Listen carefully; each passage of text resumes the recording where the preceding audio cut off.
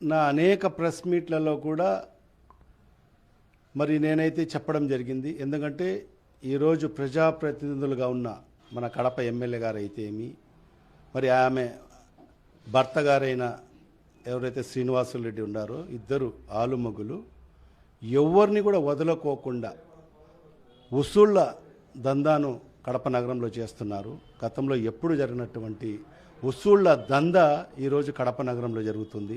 ఏ వ్యాపారస్తులు కూడా వదలకోకుండా డిమాండ్ చేసి నువ్వు ఇంత ఇవ్వాల్సిందే, లేకపోతే మీరే చూశారు సోషల్ మీడియాలో, నువ్వు ఇంత ఇవ్వకపోతే నీ మీద దాడులు చేయిస్తాం అని చెప్పి వాళ్ళను భయభ్రాంతులు చేసి మరి వాళ్ళ అక్కడి నుంచి పెండి ఈరోజు డబ్బులు వసూలు చేస్తున్న పరిస్థితి ఈరోజు స్పష్టంగా కడప నగరంలో. ఎందుకంటే నేను అనేక ప్రెస్ మీట్లో చెప్తే మరి ప్రజలు ఏమనుకున్నారు, ఏదో రాజకీయంగా నేను వాళ్ళ మీద అసత్య ఆరోపణలు చేస్తున్నారని చెప్పి ప్రజలు అనుకోని ఉండవచ్చు. కానీ వాస్తవాలు అనేది ఎప్పటికి కూడా దాగవు. వాస్తవాలు అనేది ఏదో ఒక సందర్భంలో బయటికి వస్తాయి.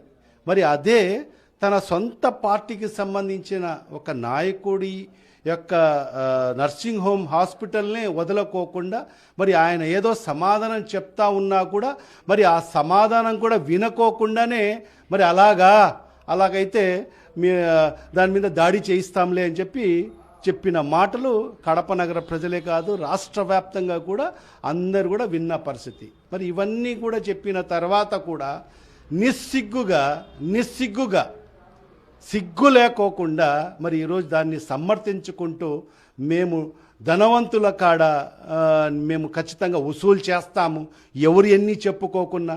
సాక్షి వాళ్ళకేంటి, సాక్షి ఒక పేపర్ కాదా, మీడియా కాదా?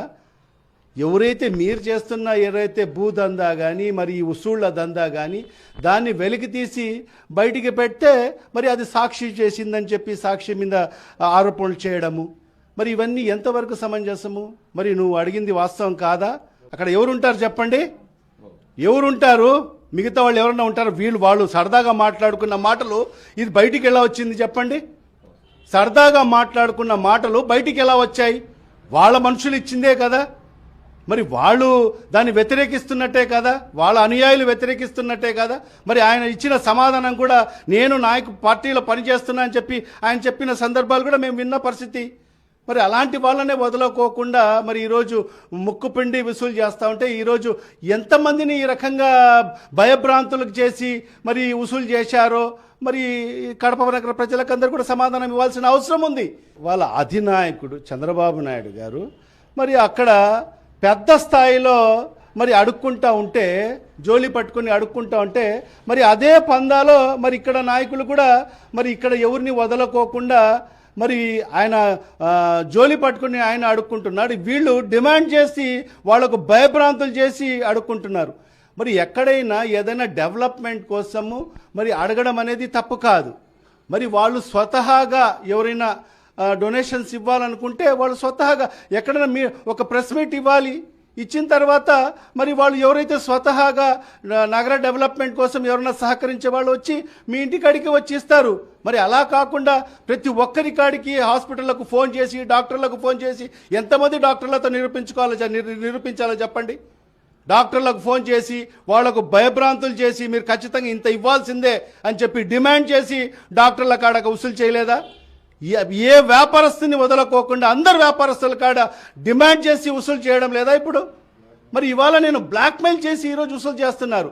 మరి అదే కాదు, నేను ఒకటే అడుగుతున్నా, మరి ఈరోజు సీసీ కెమెరాలు పెట్టేదానికి ఈ ప్రభుత్వం కాడ డబ్బు లేవా? ఎవరి బాధ్యత?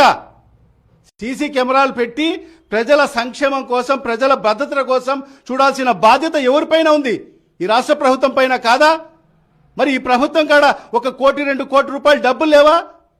మరి నువ్వు ఒక జిల్లా పార్టీ అధ్యక్షుడివి, పాలిట్ బ్యూరో సభ్యుడివి, మరియు శాసనసభ్యురాలువి, మరి నువ్వు ముఖ్యమంత్రి కాడికి వెళ్ళి నాకు సీసీ కెమెరాల కోసం 5 కోట్ల రూపాయలు కావాలని తెచ్చే దమ్ము లేదా నీ కాడికి?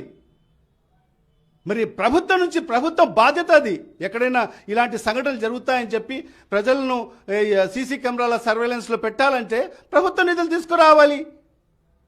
మరి అలా కాకుండా మరి ఇప్పుడు ఈ ప్రభుత్వం వచ్చిన తర్వాత ఒక్క వ్యాపారస్తులైనా సంతోషంగా ఉండాడా?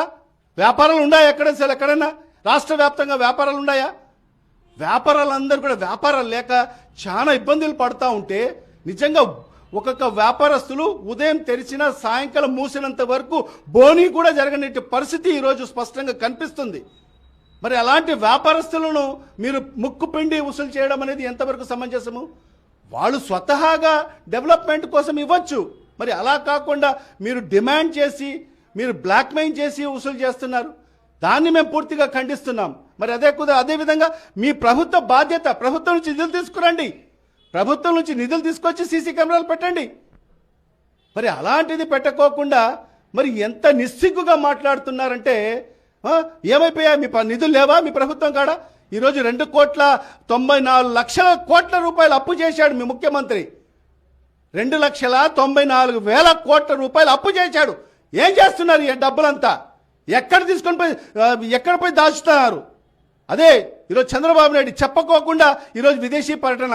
ఎక్కడన్నా ఒక ముఖ్యమంత్రి అనే వాడు ఎక్కడన్నా విదేశీ పర్యటనకు వెళ్ళేటప్పుడు ఈ ముఖ్యమంత్రి గారు ఫలానా దేశానికి వెళ్తున్నారు, మరి వీళ్ళు దీంతో పాటు తోడు వెళ్తున్నారు, మరి ఇన్ని రోజులు అక్కడ ఉంటారు, మరి ఈ దేశంలో ఇన్ని రోజులు ఉంటారు, ఈ దేశంలో ఇన్ని రోజులు ఉంటారని ఖచ్చితంగా బహిర్గతం చేసి వెళ్ళాలి.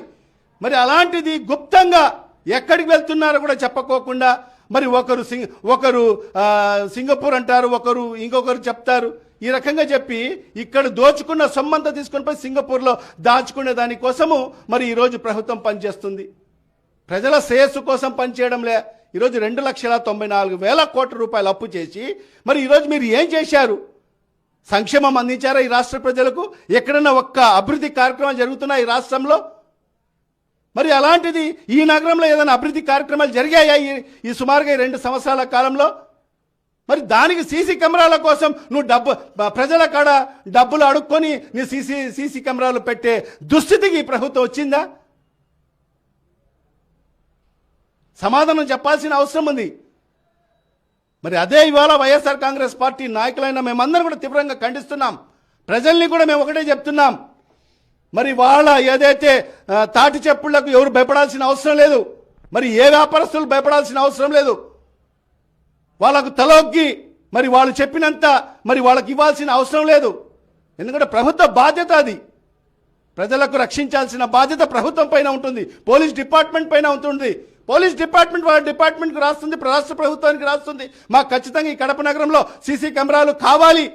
మరి ఈ రకంగా ప్రజలను కాపాడుకోవాలంటే, మరి అదేవిధంగా ఇక్కడ అల్లరి మొక్కలను మనం కాపాడుకోవాలంటే మాకు సీసీ కెమెరాలు కావాలి, మాకు ఇంత నిధులు కావాలని చెప్పి పోలీస్ డిపార్ట్మెంట్ ప్రభుత్వానికి రిక్వెస్ట్ పెడుతుంది, ప్రభుత్వం వాళ్ళకు శాంక్షన్ చేస్తుంది, పోలీస్ డిపార్ట్మెంట్ పెడుతుంది.